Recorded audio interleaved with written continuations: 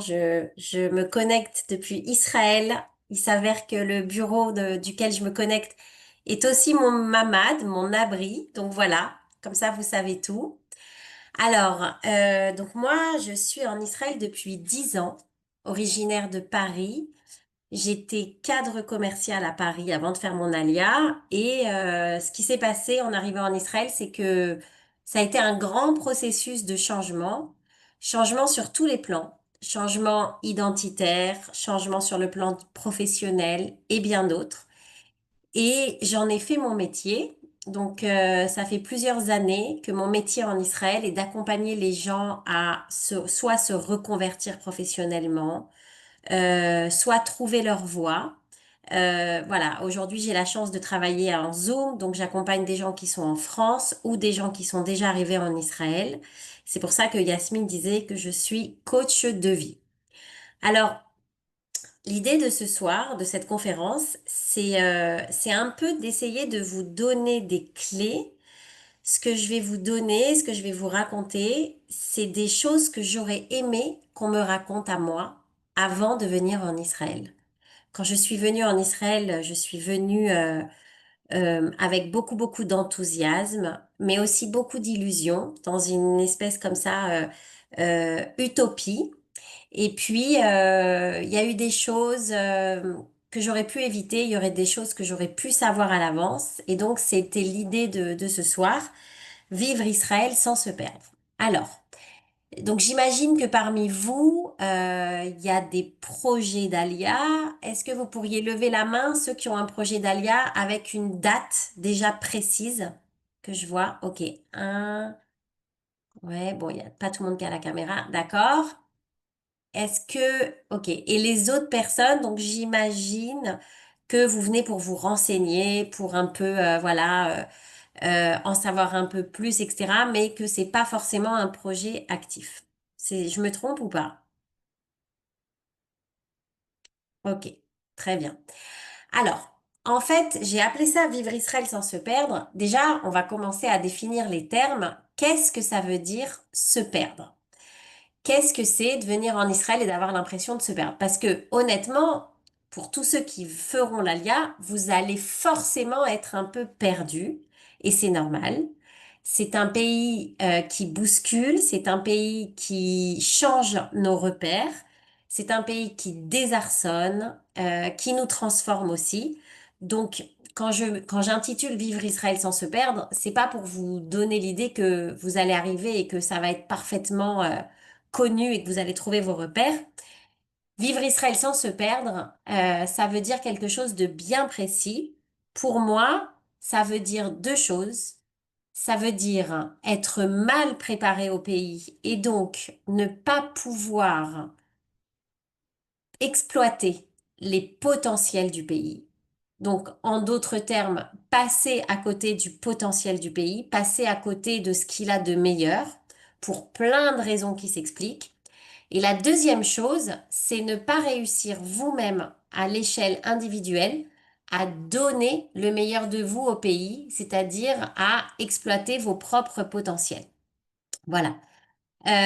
Donc, l'idée de ce soir, c'est d'essayer de vous donner quelques pistes pour que vous puissiez comprendre, même sans être ici, même en étant encore en France, à l'étranger, les compétences que vous allez devoir développer, que vous pouvez déjà travailler et puis que vous pouvez amplifier. Vous verrez qu'à la fin de ce webinaire avec Yasmine, on a pensé à une série d'ateliers très concrets pour vraiment le faire de manière interactive avec vous, comme un travail, comme une forme comme ça de routine à mettre en place. Mais voilà, l'idée c'est une préparation intérieure, émotionnelle, morale, mentale. Vous pouvez appeler ça comme vous voulez. Alors, je vais partager avec vous une petite présentation. Voilà. OK. Alors, donc se perdre, je vous l'ai dit, se perdre, c'est finalement ne pas trouver en Israël ce pourquoi vous êtes venu. Se perdre, ça veut dire être déçu, être frustré, sentir que vraiment c'est au-delà de vos forces, au-delà de vos capacités. Et puis, deux possibilités, ben, soit vous vivez en Israël, mais vous vivez mal, c'est-à-dire vous vivez avec beaucoup, beaucoup de frustration, soit au bout du compte, ben, vous rentrez. Le problème de rentrer, c'est pas très grave de rentrer. J'ai jamais considéré que rentrer en France après une certaine période en Israël était un échec. Au contraire, on apprend toujours de son expérience. Mais c'est dommage. Et puis, voilà, il y a un coût aussi, il y a un coût humain, il y a un coût moral, il y a un coût financier. Alors, avant de rentrer dans le vif du sujet, je voudrais savoir si vous savez ce que c'est les trois chauffards. Donc là, je fais appel au Rav Kook. En fait, on dit que de tout temps, les Juifs de diaspora ont été appelés en Israël selon trois chauffards. Le chauffard, c'est, vous le savez, hein, c'est ce qu'on entend à Rosh Hashanah et à Kippour. Donc, c'est comme si on entend un appel. Et cet appel pour Israël, pour cette fameuse terre qui nous a été promise, il peut être de trois ordres. Alors, on dit que il y a le petit chauffard. Le premier chauffard, c'est quoi? Ben, c'est peut-être celui que vous ressentez en ce moment.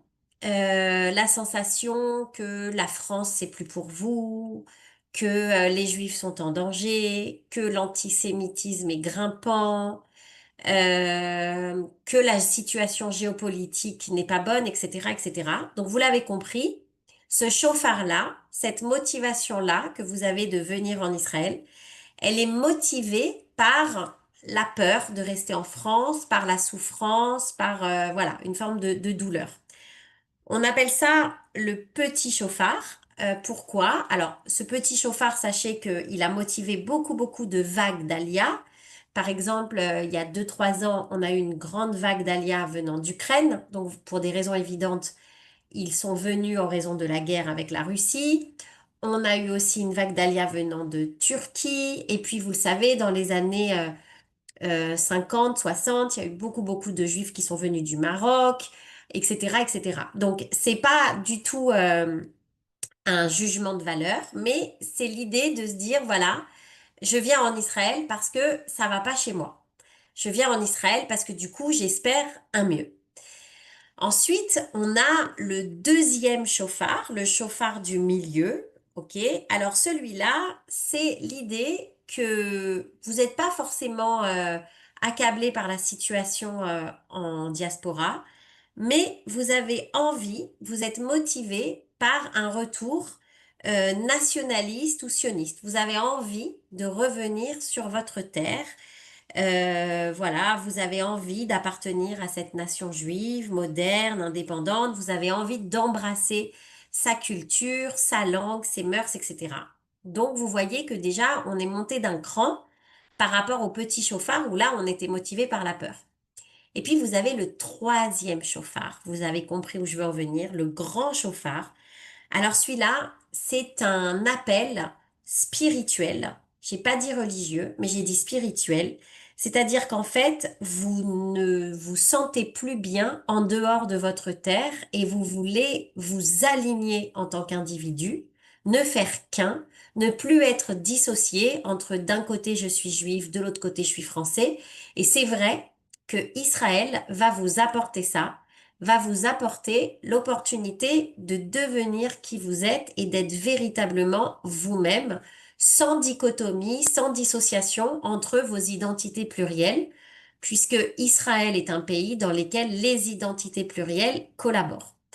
Donc déjà, pourquoi je commence par ça? Parce que il est bon, quand on veut faire son alia, quand on veut se préparer à Israël, pour justement ne pas se perdre, il est bon de s'interroger avec sincérité, pourquoi je veux partir?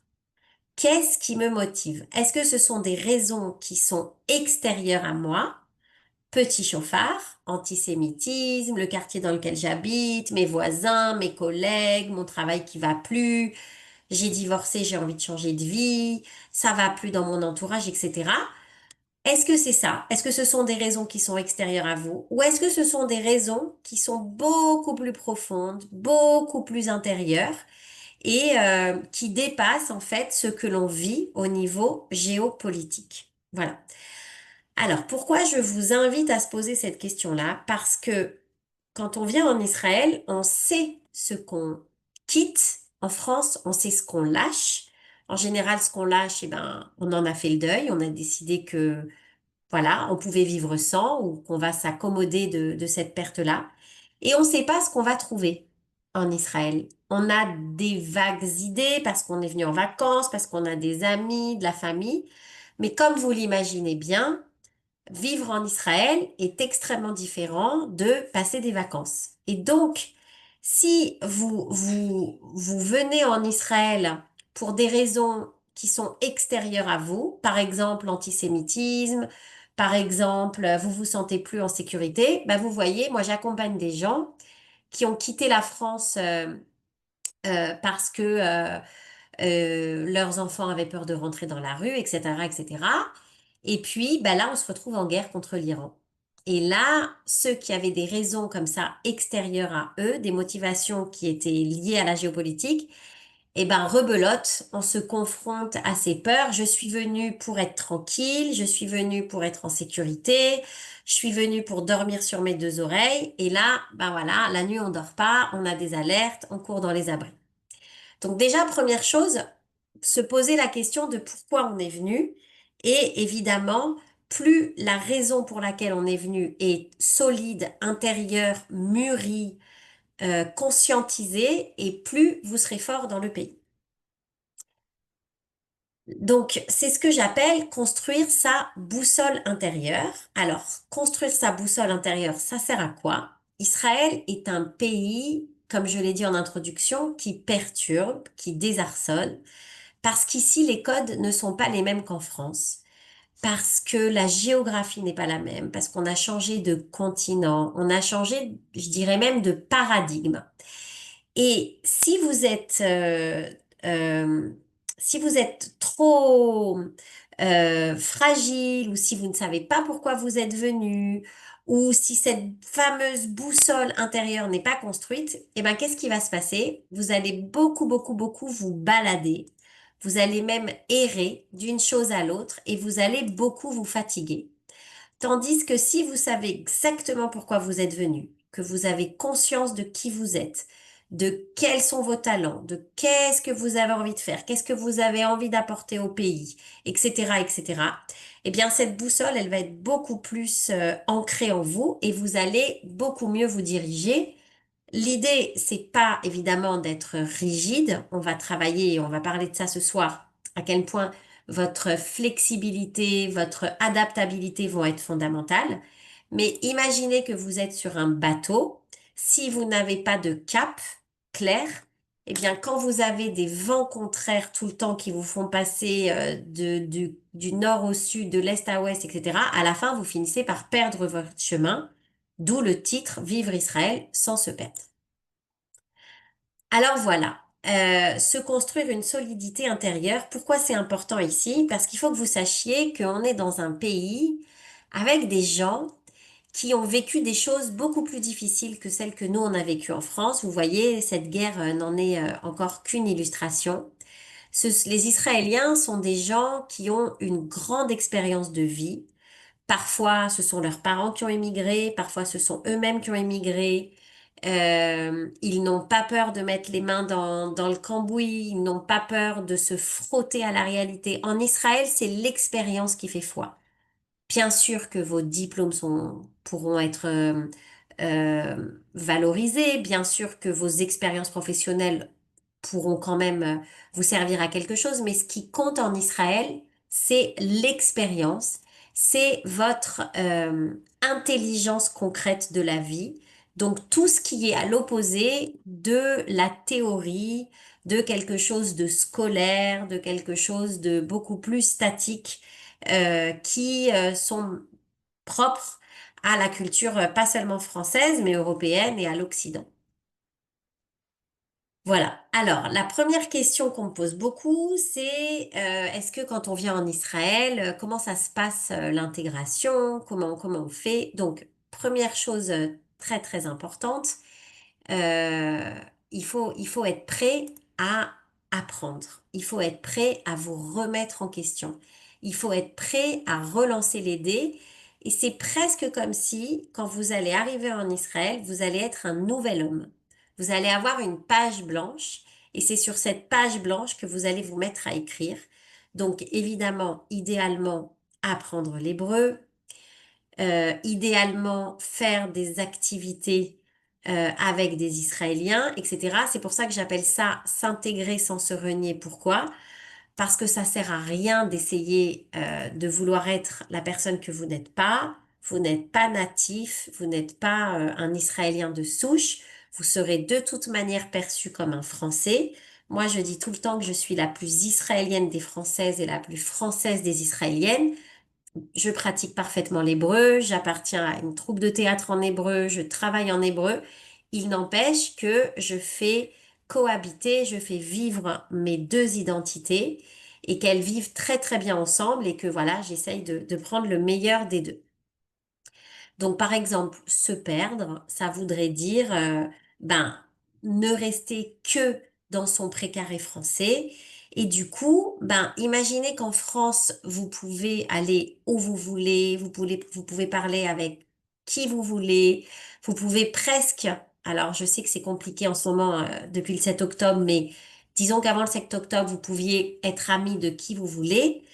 Imaginez que vous lâchez ça pour aller dans un pays où vous allez rester qu'avec des Français et là, bah, vous allez vous sentir très très à l'étroit parce que bah, vous pourrez pas être avec qui vous voulez, vous serez limité dans voilà, dans quelque chose qui est finalement moins grand que ce que vous avez laissé en France.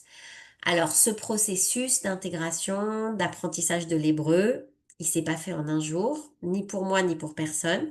C'est uniquement un processus, mais il faut le voir comme, voilà, quelque chose qui est un chemin, qui prend du temps.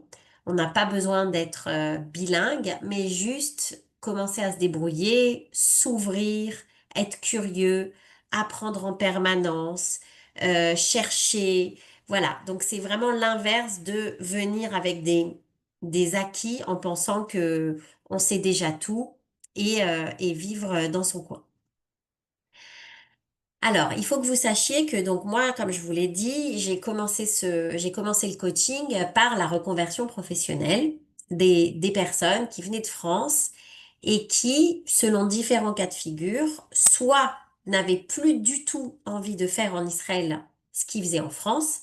Ça veut dire quoi? Ça veut dire que le métier qu'ils avaient, il correspondait très bien à leur vie en France, soit parce que l'industrie dans laquelle ils travaillaient, la fonction, l'entreprise, eh ben, leur convenait dans leur vie française. Mais à partir du moment où il y a eu cette émigration, eh ben, les dés sont relancés et on n'a plus du tout envie de le faire. Soit on aimerait bien le faire, mais ce qu'on faisait en France, il n'y a pas vraiment de débouché en Israël. Voilà. Soit, troisième cas de figure, celui que je préfère, c'est l'idée que je profite de mon alia, je profite du fait que les dés de ma vie soient relancés, que je puisse me réinventer, j'en profite pour faire en Israël ce que j'ai toujours voulu faire et pour me développer, me former dans un nouveau domaine.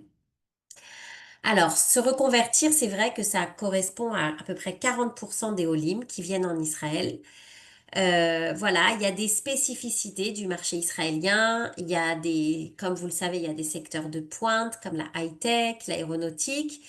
Il y a des secteurs dans lesquels le français est extrêmement appréciable. Je pense par exemple à tous les métiers où il y a des métiers de commerciaux. On cherche beaucoup de commerciaux qui vont par exemple développer le marché européen. Donc c'est très important d'avoir quelqu'un qui va parler le français pour développer la France, la Suisse, la Belgique. Si vous parlez l'espagnol, vous pouvez travailler sur l'Amérique du Sud, l'anglais évidemment, etc., etc. Donc voilà. La reconversion professionnelle fait partie des, hum, des étapes nécessaires qui vous attendent, sauf si, comme beaucoup, vous décidez dans une période de transition de garder votre emploi en France, soit parce que c'est votre propre boîte et que vous pouvez la piloter à distance, soit parce que vous avez des associés sur place qui font, etc. Ça, dans ce cas-là, bah, ça vous permet d'avoir une espèce de transition, d'apprendre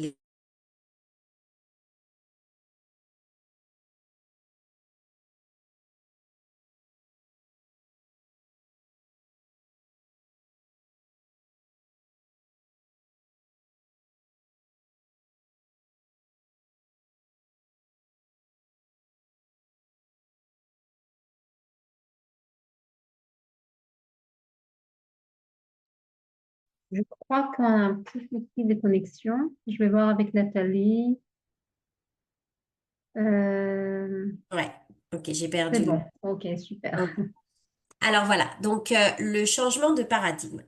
Alors, en fait, quand on est en France, par exemple, je le vois souvent, moi qui ai fait une grande école, pendant toute sa vie, on va dire aux gens, je suis diplômée de telle et telle école. Vous voyez, il y a souvent ce truc-là en France où en gros, on a l'idée que j'ai fait des études, j'ai fait des bonnes études, je me suis formée une bonne fois pour toutes et maintenant c'est fini. Eh bien ça, c'est pas possible. Non seulement c'est pas possible en Israël, mais même en France, c'est en train de changer et ce n'est plus possible avec l'ère de l'intelligence artificielle.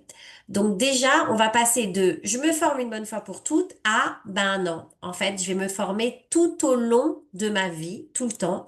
Je ne vais jamais cesser d'apprendre. Imaginez qu'Israël, c'est un pays émergent qui a 78 ans et les choses vont très très très vite ici. Donc pour vous donner une idée du dynamisme, de la rapidité, moi je fais du vélo. Eh bien, tous les mois, je suis obligée de changer de chemin et de réapprendre en permanence les parcours que j'avais mémorisés parce que il y a des constructions partout, parce que les villes sont en permanence transformées, modifiées. C'est-à-dire qu'en gros, ici, on n'est jamais tranquille. On peut jamais se dire ça, c'est bon. On est toujours dans un processus comme ça d'apprentissage et c'est pour ça que c'est très très important d'être curieux. La deuxième chose, c'est un peu pareil, c'est que en France, on a accumulé un capital. Alors ce capital, ça peut être un savoir, un diplôme, une expérience. Vous allez arriver ici et ce qu'on appelle l'ego social. En France, on se construit beaucoup sur le social, les études qu'on a faites, le quartier où on habite, l'entreprise dans laquelle on travaille. Et ben cet ego social, il va fondre en Israël. Il n'aura plus lieu d'être. C'est pour ça que je vous parlais en introduction de l'importance d'avoir une boussole intérieure, parce que si votre solidité intérieure, elle est liée à ce qu'on appelle l'ego social, eh ben, vous allez vous sentir très fragilisé ici, parce qu'ici, on ne connaîtra pas vos écoles, vos diplômes, je sais pas, ça dépend, c'est au cas par cas. Votre entreprise, peut-être elle a pas d'antenne ici, et donc vous allez devoir vous réinventer en tant que personne. Et se réinventer en tant que personne, eh ben, c'est dire qui vous êtes, comprendre qui vous êtes en dehors du travail et en dehors de ce fameux ego social. D'où l'importance d'apprendre à se remettre en question en permanence, de comprendre de quoi le pays a besoin et en quoi les besoins du pays et du marché peuvent se coordonner avec ce que vous aimez faire, ce que vous savez faire et même ce que vous savez faire mieux que les autres, c'est-à-dire vos talents. On va passer encore au niveau du changement de paradigme, du savoir-faire. Moi, je sais que je sais faire ça, à quelque chose qui est beaucoup plus subtil. C'est ce qu'on appelle le savoir-être. Sachez qu'en Israël, à deux CV égaux, à deux candidatures comparables, on va toujours choisir la personne qui est plus sympa, qui est souriante, qui est flexible, qui est curieuse, qui s'intéresse aux autres. Autrement dit, qui a une intelligence émotionnelle extrêmement développée. Pourquoi? Parce qu'en Israël, on se dit que le savoir-faire, eh ben, ça se travaille. On pourra toujours former quelqu'un à savoir faire quelque chose. Le savoir-être, c'est un peu plus compliqué. C'est un pli qu'on doit déjà prendre et c'est pour ça que je vous disais que la préparation intérieure est fondamentale. On va aussi changer du tout au tout sur la définition de la réussite. Je sais très bien, puisque j'ai quitté la France il y a 10 ans, donc je suis encore moi-même très pétrie du modèle à la française. Quand j'étais en France, la réussite, c'était voilà, c'était une réussite en soi. C'était répondre à ce que la société attendait de moi. Avoir un bon job, m'acheter une belle maison, gagner bien ma vie, partir en vacances, etc., etc. Ça, c'est ce qu'on appelle la réussite en soi. En Israël, vous allez devenir un hébreu. Alors un hébreu, c'est quoi? Volontairement, j'utilise pas le mot israélien ou juif. Hein. Juif, vous l'êtes déjà. Israélien, vous le deviendrez le jour de votre alia. Un hébreu, c'est beaucoup plus subtil. Un hébreu, c'est devenir en Israël qui vous êtes vraiment. C'est pour ça que je vous parlais des trois chauffards et que devenir qui on est, bah, c'est ça le judaïsme et c'est l'appel du grand chauffard, du chauffage, du chauffard, comme je vous disais, de l'alignement. Devenir qui vous êtes, c'est faire en Israël ce que vous rêvez de faire, c'est développer vos talents selon vos intuitions et donc c'est une réussite pour vous. Alors, par exemple, vous avez grandi à Paris, vous habitiez dans les beaux quartiers, vous avez un appartement haussmannien, parquet, moulure, cheminée.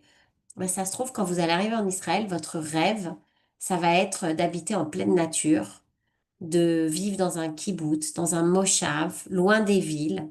Peut-être que vos besoins vont fortement se modifier. Peut-être que tout ce que vous vous êtes acheté en France, toute cette habitude qu'on a et que j'avais de s'acheter tout le temps des nouvelles choses, des habits, de partir en vacances tous les 2 mois, bah peut-être que tout ça, vous allez plus en ressentir la nécessité. Et donc, à partir du moment où vos besoins vont être changés, votre train de vie va changer, eh ben, le travail que vous allez mettre en face va aussi devoir s'adapter.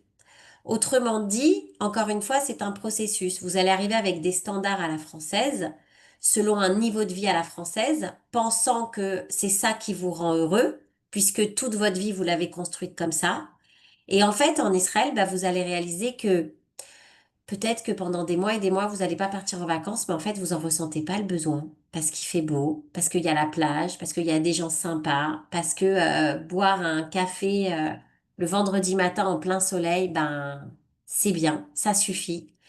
Et peut-être que vous allez être moins regardant sur certaines choses. Peut-être que ce qui va vous nourrir plus de l'intérieur, etc., etc. Et donc, vous allez apprendre à développer votre propre définition de la réussite. Vous allez dire, ben voilà, moi je suis bien ici parce que je suis en accord avec moi-même. Et ça, c'est un vrai travail en soi de comprendre de quoi on a besoin, de quoi finalement on n'a pas besoin, et de laisser derrière soi les choses qui étaient superflues et qui nous obligeaient à faire des choses qui nous pesaient. Et voilà. Et donc l'alignement commence dès ce moment-là. Et puis, un grand changement, c'est que en France, malgré tout, même si je sais que depuis le 7 octobre, vous êtes vous aussi bousculés, que vous aussi dans le marché du travail, il y a des grands changements, évidemment que vous êtes impactés par les grandes tendances mondiales, il n'empêche que vous vivez dans le pays dans lequel vous êtes né et que vous êtes dans ce qu'on appelle une zone de confort. Vous avez les codes, vous avez des relations, vos études sont reconnues, etc. En Israël, vous allez sortir de cette fameuse zone de confort et faire son alia, c'est prendre le pli de toujours être en train de sortir de sa zone de confort. Alors, la zone de confort, pour certains, elle dure 1 an. Pour d'autres qui sont plus rapides, elle dure 6 mois, etc., etc. Mais en gros, vous allez être comme un espèce de chat qui va sans cesse retomber sur ses pattes, qui va sans cesse comprendre ce qui se passe, être curieux, développer des relations. Le relationnel est fondamental en Israël. Tout se passe par relationnel, par cooptation, par bouche à oreille, par la création de son réseau, de son network, se faire connaître, se faire apprécier, se faire recommander. Donc pour ça, eh ben le social, ça se fait pas par magie, ça demande du travail, ça demande de l'investissement, sortir de chez soi, prendre des cafés, parler aux gens, etc., etc.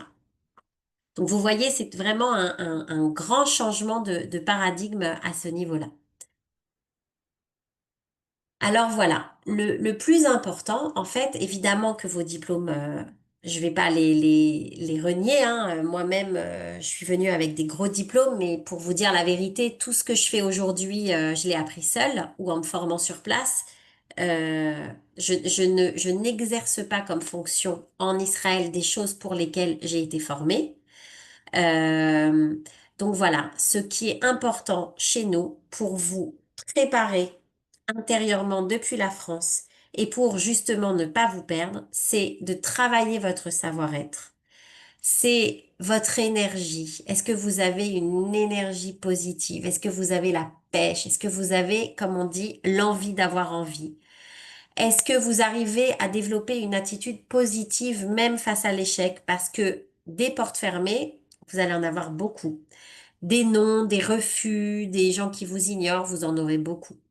Mais ce qui compte, c'est pas ça. Ce qui compte, c'est quelle attitude vous développez face à ces refus, face à l'échec. À quel point vous apprenez à être débrouillard, à activer les choses. Et encore une fois, on croit que la débrouillardise, c'est pousser les murs, jouer des coudes. C'est pas ça la débrouillardise. La débrouillardise, c'est être focus sur son objectif. C'est savoir ce qu'on veut et ensuite, eh bien, avoir plusieurs manières d'y arriver. Je vous donne un exemple. Quand on rêve de travailler dans une certaine industrie, si vous allez sur LinkedIn, par exemple, et que vous postulez dans les jobs de cette boîte en question, vous aurez, à mon avis, zéro réponse. Pourquoi? Parce qu'aujourd'hui, ce sont des robots qui sont les assistants des gens dans les ressources humaines. Et donc, votre CV, quand vous allez le télécharger comme pièce jointe, il va être scanné par un robot.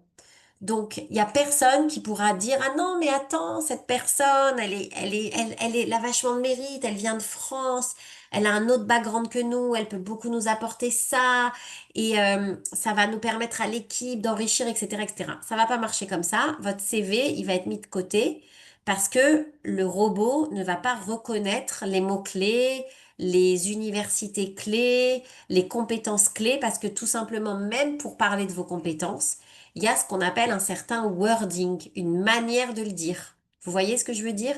Même moi, dans mon métier, dans la formation, eh ben, les gens, ils utilisent des mots que moi, j'aurais jamais utilisés quand j'étais en France. Et donc, qu'est-ce qu'on fait? Eh bien, par exemple, un exemple de débrouillardise, si vous allez sur LinkedIn et que vous cherchez du boulot, dans cette fameuse entreprise, eh bien, vous allez repérer les gens de votre réseau qui travaillent dans cette entreprise, ou alors les gens qui connaissent des gens qui travaillent dans cette entreprise.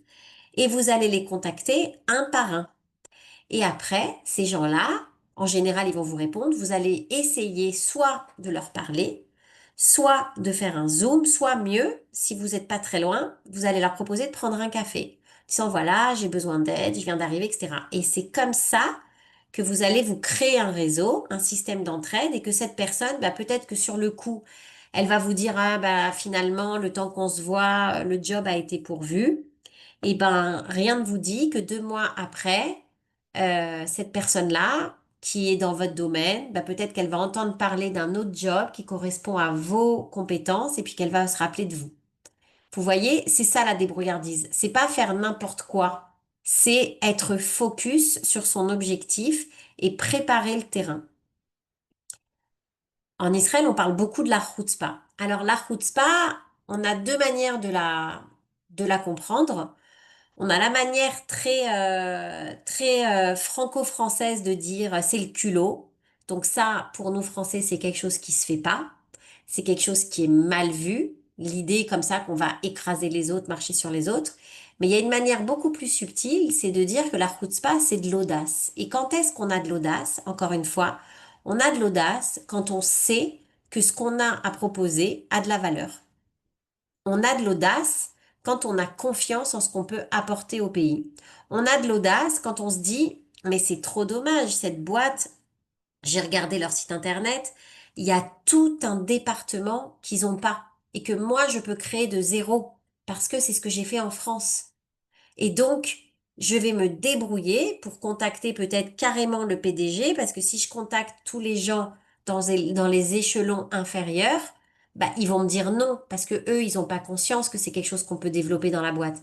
Mais si je contacte le PDG avec un mail bien tourné, dans un bel anglais, en lui disant, voilà, j'ai regardé ça, j'ai fait une petite revue stratégique de ce que vous faites, j'ai été visiter vos points de vente ou j'ai été regarder ce que vous faites à l'étranger, j'ai fait mon étude de marché. Et en fait, vous passez à côté d'un immense débouché et moi, j'ai les compétences pour le monter de zéro. J'ai pas besoin de grand-chose. Je peux commencer à travailler avec un stagiaire. Là, Pour les Français, bien sûr, c'est de la chutzpah, parce que vous allez contacter le PDG. Mais pour nous, Israéliens, c'est juste normal. C'est juste quelqu'un d'intelligent. C'est juste quelqu'un qui a un projet clair, avec des talents, et qui l'a mis à exécution. Plus vous êtes confiant dans vos talents, plus vous êtes conscient de ce que vous êtes venu faire ici, plus vous êtes solide intérieurement, plus l'énergie que vous allez libérer est l'énergie de la confiance. Et Israël est un pays qui va appuyer sur tout ce qui est un peu bancal en vous. Israël est un pays qui appuie sur les fragilités, sur les failles. C'est pour ça qu'on dit qu'Israël est le pays de la vérité. C'est le pays du Hémet, parce que ce qui est vrai, boum, fait tout de suite mouche. Et dès qu'on essaye un petit peu de faire semblant, si par exemple vous allez passer un entretien et que vous faites un petit peu semblant d'être motivé pour le poste, mais qu'au fond, vous n'avez pas vraiment envie de le prendre, on va pas vous faire de proposition d'embauche parce que votre recruteur, il va être sensible à votre énergie et il va le savoir. Donc, vous pourrez pas avoir le masque qu'on peut très bien avoir en France parce que les codes, tout simplement, sont différents. Donc voilà, la chutzpah, c'est toute une philosophie, c'est une manière d'être créatif, d'être résilient et d'être tout simplement dans les codes du pays. Voilà. Alors, moi, ce que je vous propose, parce que tout ce que je vous ai dit, c'est des choses très générales. J'imagine qu'il y a des choses que vous saviez déjà, parce que j'imagine bien que vous êtes venu en Israël, que vous avez des amis ici, peut-être même vous avez déjà essayé de faire votre alia, etc., etc. Vivre Israël sans se perdre, c'est travailler sur tous nos points de faiblesse pour les comprendre, pour ne pas être surpris justement par des choses qui vont pas du tout passer en Israël alors qu'on s'attendait à ce que ça passe très bien. Et c'est amplifier nos zones de force. Autrement dit, c'est clarifier ce qu'on veut, c'est comprendre pourquoi on est venu, c'est traverser ce fameux changement identitaire de français à hébreu, où on va s'aligner, on ne va faire plus qu'un, on ne sera plus le juif de France, on sera un Israélien parmi d'autres, d'origine française, qui est venu apporter ses compétences à un pays qui lui-même est en transition. C'est comment on gère les incertitudes et les peurs. Vous voyez par exemple, même après le Covid qu'on a vécu très durement en Israël où on a été confiné 3 mois à la maison, même après les roquettes de la guerre de mai 2021, où nous étions déjà dans les abris, même après le 7 octobre qui nous a touchés tellement brutalement, vous imaginez que dans la nuit de jeudi à vendredi, notre monde s'est un peu écroulé. C'est-à-dire qu'on avait tous prévu des choses, on avait prévu de partir, on avait prévu des mariages, des fêtes, etc. Et vous imaginez que en une seconde, quand on a entendu nos téléphones sonner à 4 heures du matin dans la nuit de jeudi à vendredi, tous collectivement, on a dû mentalement se reparamétrer pour comprendre que, OK, tous nos plans sont annulés, on va être à la maison, les enfants n'ont plus d'école, le travail, on va le faire comme on peut, tous les commerces sont fermés, tous les rassemblements sont fermés, etc. Je vous donne un exemple. Moi, mon activité, elle est évidemment en Zoom parce que j'accompagne beaucoup de personnes qui sont en France, mais j'ai évidemment beaucoup de choses que je fais en vrai, en présentiel en Israël, notamment des ateliers, des séjours pour femmes. Bah, du jour au lendemain, tout ce que j'ai mis des mois à créer a été annulé. Et il y a zéro indemnité de ça. Du jour au lendemain, on passe d'un chiffre d'affaires à zéro. Eh bien, c'est ça être israélien. C'est faire face en permanence à l'incertitude. C'est apprendre à dompter ses peurs. C'est finalement une philosophie assez saine qui est je fais avec ce qui est. Je suis dans l'acceptation de la situation présente.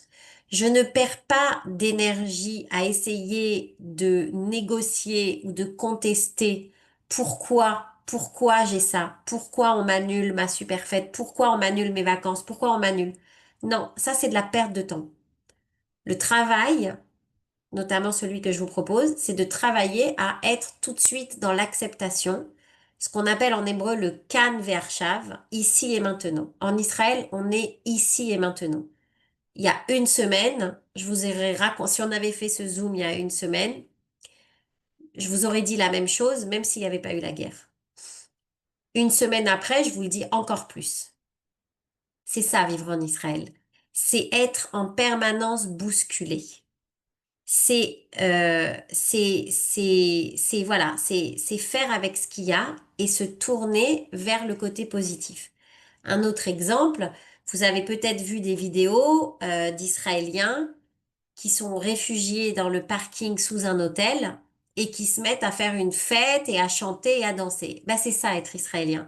C'est que d'une crise, j'en fais une opportunité. Je retourne la situation en permanence. Cette fameuse résilience.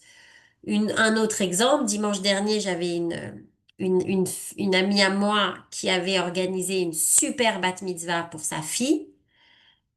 De jeudi à vendredi, patatrac, interdiction de rassemblement, il y a des missiles, donc on va pas faire de fête. Eh bien, le dimanche matin, elle a écrit aux mamans de toutes les amies de sa fille. Elle a dit, voilà, on n'a rien à manger à la maison, on va faire des gâteaux, mais je propose que toutes vos filles viennent.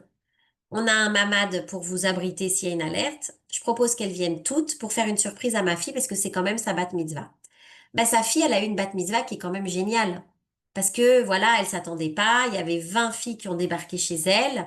Ça va être inoubliable. Alors évidemment, c'est pas la fête dans le super hôtel avec maquilleuse, coiffeuse, etc. Mais c'est autre chose. Et c'est ça la vie. Et je sais qu'en France, on est plus dans le contrôle. On ne sait pas exercer le fameux, ce que vous appelez le lâcher prise. Nous, en Israël, ce mot lâcher prise n'existe pas. Ça n'existe pas, lâcher prise. Parce que c'est notre manière de vivre. On est tout le temps dans le lâcher prise. La création de l'État d'Israël s'est faite, si vous saviez comment, voilà, dans un espèce de brouhaha et de chaos, et voilà. Et ça a été la déclaration d'indépendance. Et cette guerre, peut-être que voilà, on en est au même point. Donc, gérer ses peurs et ses incertitudes, c'est fondamental. C'est faire avec ce qui est. Et si le plan A ne marche pas, bah, je vais être créatif et je vais inventer un plan B. Si le plan B ne marche pas, il y a sûrement une raison. C'est que je suis pas encore euh, dans les codes ou que ce que je propose est peut-être trop en avance sur ce dont le pays a besoin. Ou alors il y a quelque chose que j'ai loupé et donc je vais aller sur le plan C. Apprendre à communiquer autrement. En Israël, on a une communication qui est extrêmement différente de la France. D'abord, on se tutoie, il n'y a pas de vouvoiement. C'est une communication qui est extrêmement directe, tachles, comme on dit, c'est-à-dire qu'on va pas mettre des formules de politesse toutes les trois phrases, mais ce qu'on a envie de dire, on va le dire. Donc, quand vous allez passer un entretien, par exemple, vous allez raconter des expériences, etc. Si ça parle pas à votre employeur, il va vous couper et il va dire Tachles, est-ce que ça tu sais le faire? Il va vous dire en quoi consiste le job, il va vous dire est-ce que ça tu sais le faire? Il faudra dire la vérité. Vous allez dire je sais pas le faire, mais je pense que je peux l'apprendre. Il va vous dire vous avez besoin de combien de temps? Vous allez regarder 1 mois. 1 mois, il va vous convoquer, il va vous faire passer un test et puis il va voir si ça fait l'affaire ou pas. Si ça marche, il vous prendra et si ça marche pas, il vous prendra pas. C'est simple. En Israël, on n'a pas le temps. On n'a pas le temps, on vit dans l'urgence, on vit dans le moment présent. On n'a pas de temps à perdre avec des choses qui font perdre du temps à tout le monde. Et puis, dans ces ateliers qu'on vous propose, on va travailler sur la projection de votre projet. Donc, on a appelé ça imaginer son avenir en Israël, mais en gros, c'est j'arrive, qu'est-ce que je fais? Qu'est-ce que je dois apprendre? Vers qui je me tourne? Quel est mon projet professionnel? Est-ce que mon projet professionnel est porteur en Israël? Est-ce que ça parle aux gens d'ici ou est-ce que ça parle pas? Voilà, il y a beaucoup de paramètres à prendre en compte parce que vous-même, vous êtes en évolution, nous, on est en évolution. Donc, comme tout le monde est en train de bouger tout le temps, c'est des choses qui doivent être actualisées en permanence. Donc, l'idée de ces ateliers, s'il y en aura 5, c'est des ateliers de 2 heures ils sont largement subventionnés par l'OSM, puisque quand moi je fais des coachings, c'est beaucoup plus onéreux et c'est par personne. Donc là, c'est des ateliers qui coûtent 30 euros pour 2 heures. Si vous prenez les 5 ateliers, ça coûte 100 euros. Et c'est des ateliers où vous allez avoir du travail. Vous allez devoir, ça va être interactif. Ça va pas être juste une conférence comme ce soir. Vous allez vous creuser la tête. Vous allez commencer à vous confronter à cette fameuse réalité israélienne. Et puis, bien sûr, moi, je pourrais vous mettre en relation avec des gens qui sont ici dans vos domaines pour que vous puissiez leur poser des questions, faire ce qu'on appelle une étude préalable. Voilà. Euh, donc voilà les intitulés. Premier atelier, c'est clarifier son pourquoi, les racines du départ. Ça vous semble bête, ça vous semble peut-être inutile, mais c'est hyper important. Parce que si vous savez pas pourquoi vous êtes là, cette question, elle va ressurgir et surtout, elle va être un piège en cas de coup dur. Si vous savez pas vraiment pourquoi vous êtes venu, première guerre, premier problème, première déception, et vous allez avoir envie vous allez vous en vouloir de pas avoir bien ficelé cette étape-là. Atelier 2, qui suis-je quand tout change? Identité en mouvement. Et puis surtout, qui suis-je au-delà de mon ego social?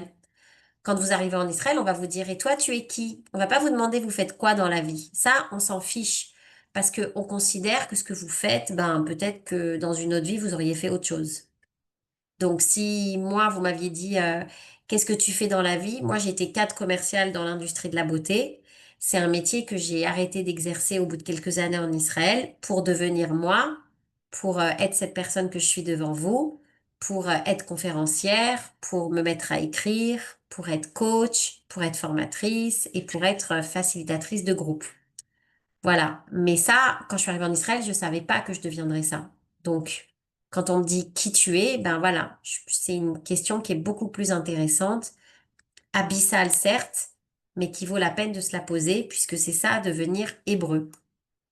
Atelier 3, on va parler des codes, de la langue, du relationnel, comment on communique dans ce pays, comment on essaye de pas faire des impairs, Parce que vous savez, vous aurez à chaque fois une chance. Donc si vous ouvrez une porte avec les mauvais codes, bah c'est dommage.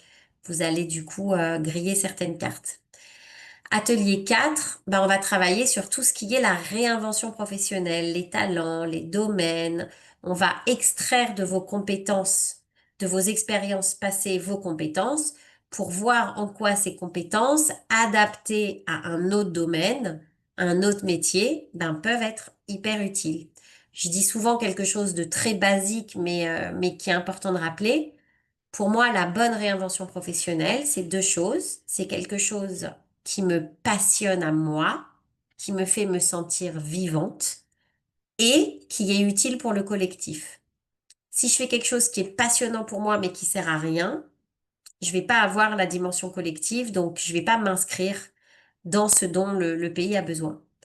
Si je fais quelque chose qui est hyper important pour le collectif, mais qui moi ne me passionne pas et qui est assez redondant, que je fais comme ça avec une mauvaise énergie, je vais pas tenir. Et puis le dernier atelier, ça va être ben, gérer l'inconnu, les peurs et apprendre à prendre des risques. Cette fameuse chutzpah, c'est déjà quelque chose que vous pouvez exercer en étant en France. Il y a des choses que vous allez pouvoir développer depuis la France et il y a des choses où vous aurez besoin de mon aide pour tester ces choses-là avec des Israéliens et sur le marché israélien. Voilà. Donc, je crois que l'inscription, elle se fait directement avec l'OSM. Alors, pour l'instant, on a dit que ça aurait lieu le dimanche matin de 9 heures à 11 heures de France. Après, moi, je suis extrêmement ouverte. J'ai proposé le dimanche matin parce que c'est un jour qui est chômé chez vous.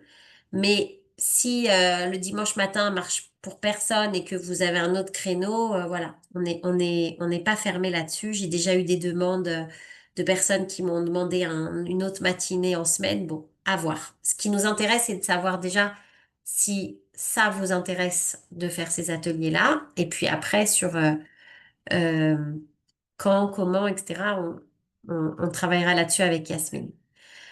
Voilà, moi j'ai terminé. Je pense que je peux prendre des questions. On peut ouvrir les micros. Ok, je laisse la permission d'ouvrir le micro maintenant. Vous pouvez attendre, participants. Euh,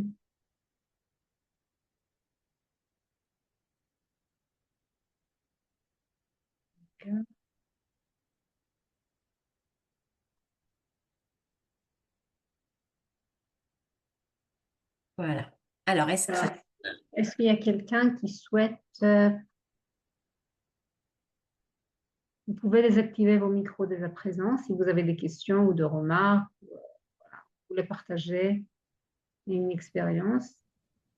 Je vous ai indiqué sur le chat tous nos coordonnées, notre adresse mail. Et donc, si vous avez des propositions concernant l'horaire, s'il y a un autre jour dans la semaine qui vous convient mieux, vous faites par mail ou même ici maintenant par chat. Alors, Euh, Oui. pardon? Ruth, on vous écoute. oui, en fait, je vous écoutais avec beaucoup d'intérêt, mais je me rends compte, enfin, je ne m'attendais pas à ce que ce soit uniquement pour des gens actifs. Moi, personnellement, je suis retraitée, j'ai un projet d'ALIA et je pensais qu'il y aurait un volet pour les retraités. C'est Or, exactement la même chose. Tout ce que j'ai dit vaut pour les retraités. non, parce qu'il y a un grand, enfin beaucoup de thèmes concernant l'emploi, l'insertion au niveau professionnel, ce qui n'est absolument pas le cas pour des gens qui sont donc à la retraite et qui ont des besoins, qui ont d'autres besoins d'insertion et qui ont, enfin c'est différent, je trouve. Je Et, pense pas. Je et pense c'est pas que ça soit très différent. orienté boulot. Enfin, pas de troisième âge en tout cas, ou En deuxième fait, âge c'est avancé. exactement pareil pour les retraités. C'est que, en gros, les retraités, ce qu'ils font, ceux qui sont malins en Israël, c'est qu'ils essayent de se rendre utiles. Donc, ils font des actions de volontariat, ils rentrent dans des réseaux dans lesquels ils vont apprendre l'hébreu et dans lesquels ils vont se sentir valorisés et où ils vont du coup acquérir une place sociale dans la société. Donc c'est Mhm, exactement pareil que pour les entreprises, sauf qu'on n'est pas payé. C'est pareil. Et on va le faire selon ses affinités. Il y a des retraités qui aiment faire ci, il y a des retraités qui aiment faire ça, il y a des retraités qui aiment le faire dans leur ville, d'autres qui veulent le faire loin. Mais disons que si vous n'avez pas une action comme ça au niveau de la société israélienne, bon, vous avez pas besoin de moi. Vous allez aller à l'Ulpan, vous allez apprendre l'hébreu, vous allez vous faire des amis et voilà. Moi, ce que j'encourage, c'est à prendre part dans la société israélienne. Surtout à un moment où Israël a énormément besoin de bras, de mamies, de gens qui vont visiter des personnes âgées, qui vont aller dans les hôpitaux, qui vont aller voir les enfants, etc., etc. Donc c'est exactement la même démarche que comment on cherche un boulot. Sauf que on parle pas de CV, on parle pas de oui. ça, on parle pas d'argent, mais on parle pareil de la bonne énergie, l'intelligence émotionnelle, l'apprentissage de l'hébreu, la capacité à se faire apprécier, à créer un réseau social, etc., etc. Donc pour moi, il n'y a pas de différence. Ah bon, ouais, on peut voir ça comme ça, oui. Une autre question?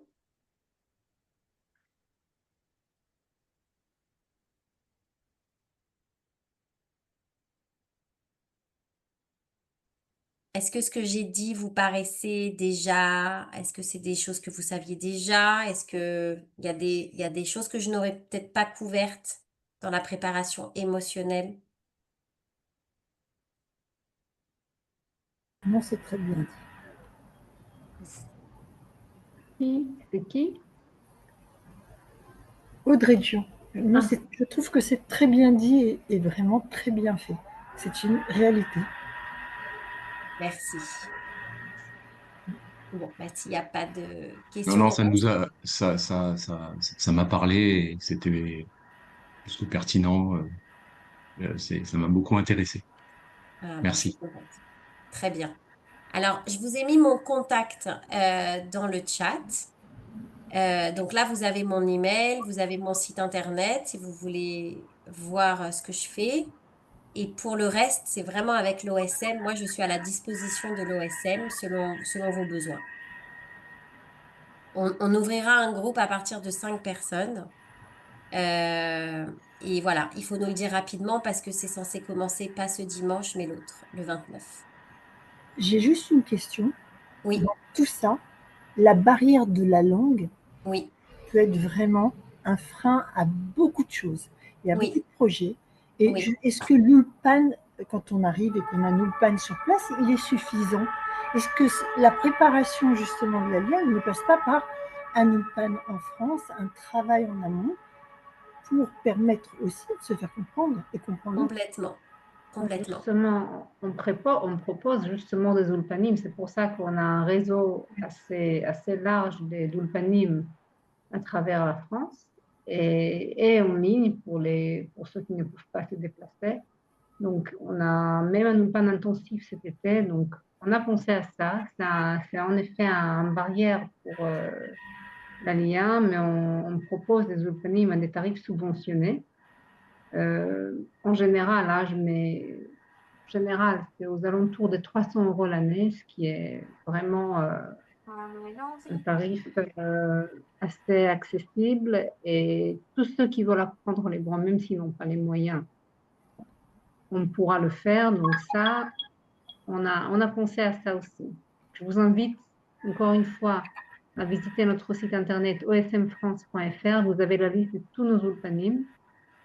Je suis certaine que vous pouvez trouver quelque chose qui vous convient. Merci. Effectivement, Audrey, Oui, l'apprentissage de l'hébreu, c'est quelque chose de long, évidemment, parce que c'est pas juste apprendre une langue, c'est rentrer dans l'état d'esprit d'une langue. Donc, pas de panique. Quand on arrive en Israël, c'est quelque chose qui est très progressif et au début, on fait des choses en rapport avec son niveau de maîtrise de l'hébreu. Et puis, plus on est à l'aise, plus on a acquis l'hébreu et plus les fonctions qu'on va prendre, même au sein d'une association, sont de moins en moins basiques et de plus en plus sophistiquées. Mais effectivement, plus vous démarrez tôt, moi j'ai appris l'hébreu avant de venir en Israël. Je prenais des cours à Paris pendant des années. Du coup, j'avais pas préparé grand-chose dans mon alia, mais je parlais l'hébreu. Et ça m'a oui, permis de faire beaucoup de choses dès mon arrivée. c'est ça, c'est important. Oui, vous avez raison de le repréciser. Et oui, moi je vois beaucoup de métiers où on nous parle d'équivalence de diplôme, mais Ouais, il y a une exigence, c'est un niveau quasiment guimel en hébreu, ouais. qui veut dire ben, qu'effectivement il va falloir s'orienter vers un autre métier. Pour Donc, l'instant, oui. tout à Enfin, fait, c'est pas gênant, mais c'est vrai qu'il faut le savoir. c'est vrai, c'est Mm, vrai. mm. Merci en tout cas. D'autres questions? Oui, du coup, comme on parle de l'hébreu, quel est le niveau minimum qu'il faut avoir pour pouvoir postuler, on va dire, de manière un peu standard sur des postes, sur des offres d'emploi? Alors, ça dépend énormément de plein de choses. On dit que le niveau courant, c'est le niveau bête guimel. Donc, c'est l'idée de pouvoir tenir une conversation et que dans une entreprise, bah, vous compreniez à peu près ce qui se passe. C'est-à-dire que dans une réunion, vous comprenez un peu. Après, avec ce niveau-là, vous allez être quand même assez handicapé. Donc, il faut travailler pour des entreprises où vous pouvez recevoir des emails en anglais, où vous pouvez écrire des emails en anglais, où vos collègues vont vous parler en anglais. Vous voyez, moi, par exemple, je connais beaucoup de personnes, ils parlent en anglais à leurs collègues en direct. Et dans les réunions, ils entendent l'hébreu et ils comprennent quand même. Mais pour s'exprimer, ils préfèrent encore le faire en anglais pour pas se sentir dévalorisé dans le cadre du travail. Mais après, c'est extrêmement variable. Il y a des entreprises où vous pouvez 100% travailler en anglais, par exemple dans la tech. Et puis, il y a des entreprises un peu plus classiques où là, ça va être 100% de l'hébreu. Donc, il faudra aussi choisir ce que vous allez faire en fonction de ça. Je me C'est permets quand même, il n'y a pas que le travail. Quand vous recevez des factures, quand vous recevez Oui, c'est des vrai, papiers en hébreu, si vous ne savez pas lire, c'est vrai, mais c'est aussi l'enfer. Donc c'est c'est pas vrai, juste s'exprimer, c'est vraiment lire, que ce c'est soit vrai. des résumés, des comptes rendus, tout ce que vous voulez. Si vous n'avez pas les bases, vous ne comprenez rien. C'est vrai. Alors après, bon, vous savez, il y a beaucoup de C'est, systèmes d'entraide. oui. En général, on se fait aider, on va voir les voisins. Il y a plein de choses sur place. Mais Ah, vous les avez voisins, raison. ils vont en avoir marre, hein, au bout d'un moment. Bah oui, mais ils ont Ah, l'habitude. j'écris. Ils ont l'habitude. Mais au début, vous allez avoir besoin Ils vont en d'aide. avoir marre. Vous allez vous Oui, sentir oui. comme des petits enfants au début. C'est à ça aussi qu'il faut se Mm. préparer, à cette vulnérabilité-là. Et Parce avoir que le quand culot on de arrive, demander on est aussi. vulnérable. Oui. Mm. D'autres questions?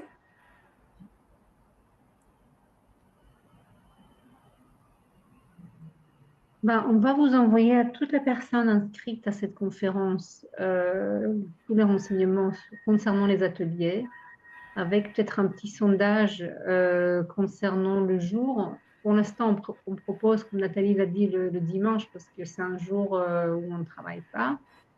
En France, c'est pour ça qu'on a pensé un dimanche matin, en plus pour vous laisser la journée après euh, pour vous, mais s'il y a d'autres propositions, on est bien, on est preneur.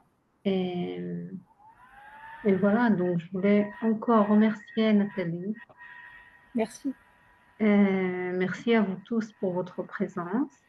C'est à vous. Et en espérant que la nuit soit calme en Amen. Israël. Ah oui, je le Est-ce que souhaite. vous Je pouvez le souhaite. afficher vos coordonnées? Oui, je les ai mis dans le chat. Est-ce que vous les voyez? Non, attendez. Alors, je les remets. Donc, Oui, je Lisa. m'appelle Nathalie Oana. Vous pouvez me trouver sur les réseaux sociaux, Facebook, Instagram. Et mon site internet, c'est nathalieoana.com. Et je vous donne mon email si besoin. C'est contact@nathalieoana en un mot.com.